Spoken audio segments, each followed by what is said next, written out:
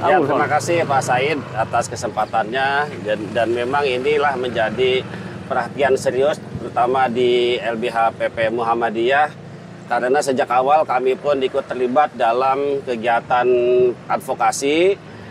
Beberapa juga kita menangani beberapa kasus yang kemudian mereka-mereka yang melawan katakanlah tidak menerima terkait dengan harga yang ditawarkan, mereka akhirnya berakhir di penjara, Pak Said. Jadi masih ada klien kami yang kami tangani itu masih di Lapas Pemuda Tangerang. Bayangkan tanahnya sudah diambil, ya sudah rata oleh PIK 2, tidak ada pembayaran dan yang punya tanah harus mendekam di penjara. Ini salah satu bentuk keprihatinan kita. Dan bukannya 1-2 Pak, ratusan mungkin bisa ribuan orang. Dan kita tahu bahwa proyek PIK 2 ini dari mulai Dadap Kosambi sampai Kronjo Pak. Sampai Tanara. Bahkan Tanara melewati beberapa kecamatan.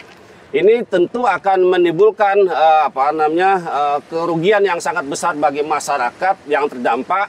Bukan hanya tanahnya yang hilang Pak, bukan hanya sawahnya, bukan hanya empangnya, tetapi juga banyak faktor di mana mereka akan kehilangan mata pencarian, kemudian mereka akan tergusur dari kampung halaman, dan tentu yang paling parah yang kita khawatirkan adalah kerusakan lingkungan, di mana sungai-sungai itu akan hilang, dan tentu ini menyebabkan malapetaka yaitu bencana yang akan terus-menerus terjadi di wilayah Kabupaten Tangerang. Itu mungkin Pak Said. Ya, ini fakta kenapa orang sering menyatakan ke kita, kenapa rakyat tidak protes?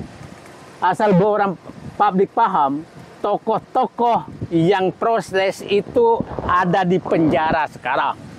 Rakyat kecil yang coba protes akan didatangi preman dan aparat malam-malam. Jadi memang saya katakan, Froni, kalau kita nggak muncul membela rakyat, karena pemerintah sekarang ini, bayangkan dia bagaikan sudah berubah menjadi singa terhadap rakyatnya karena mereka yang menakut-nakuti rakyatnya.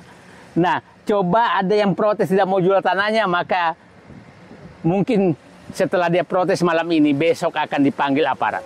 Itulah yang terjadi di 9 kecamatan. Nah, agar publik paham, selalu menyatakan, kenapa cuma saya itu dia muncul, sementara rakyat yang tidak ini? Karena rakyat sudah ketakutan. Sebagai pengacara mengalami betul bahwa rakyat tuh yang protes dari penjara. Gitu jadi kami juga ikut menangani, juga tentu mengalami teror. Ada WA tidak jelas ya, bahkan ada beberapa oknum yang ingin menemui kami. Dan terakhir kami disomasi Pak. Ya, disomasi. Intinya adalah kami untuk mencabut pernyataan kami di podcast Novel Baswedan pada beberapa waktu yang lalu karena kami menyebut-nyebut PIK 2. Dan itu katanya dianggap sebagai pencemaran nama baik. Tapi bagi kami ini sesuatu tantangan bagian dari sebuah perjuangan. Insya Allah, Allah lah yang akan melindungi kita semua. Saya heran. Saya nggak tahu PIK 2 itu apa sih? Kan PIK 2 itu nama program strategis nasional Pantai Indah Kapuk 2. Subjek hukumnya di mana di situ? Kamu hanya menyebutkan dari mana-mana papan namanya tuh namanya proyek PIK 2. Kok ada yang tersinggung gitu loh? Dia agak lucu aja, tapi ya mudahlah. Mereka lagi bisa mendikte kekuasaan.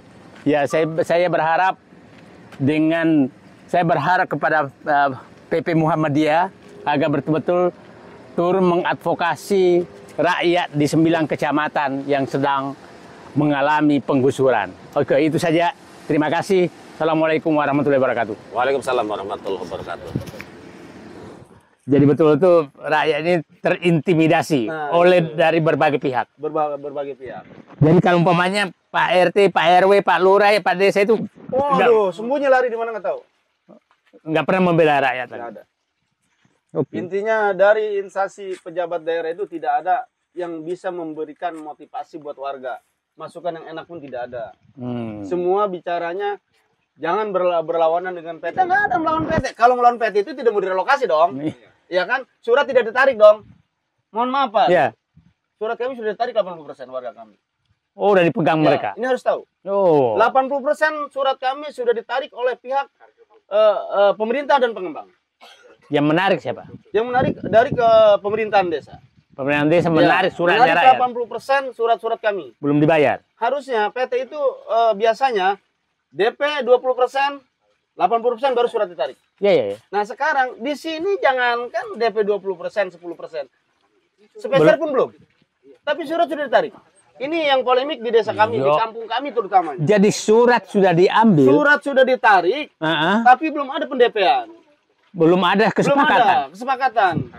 Harga pun belum jelas. Harga belum sepakat. Nah, ini yang jadi polemik di alargiban ini sebenarnya Pak Duduk. Jadi, kenapa saya berjuang untuk warga kami? Karena saya pun orang sini. Saya dilahirkan di sini. Bahkan rumah orang tua saya pun saya kena dampaknya. Rumah saya kena juga dampaknya. Gitu. Jadi rakyat sekarang tidak punya sama sekali surat hak alas ya. Karena sudah diambil oleh aparat. Oleh pihak pemerintah desa dengan pengembang. Dengan pengembang. Ini seluruh rakyat Indonesia tahu. Saya pikir mungkin zaman Belanda dulu Belanda nggak begini juga.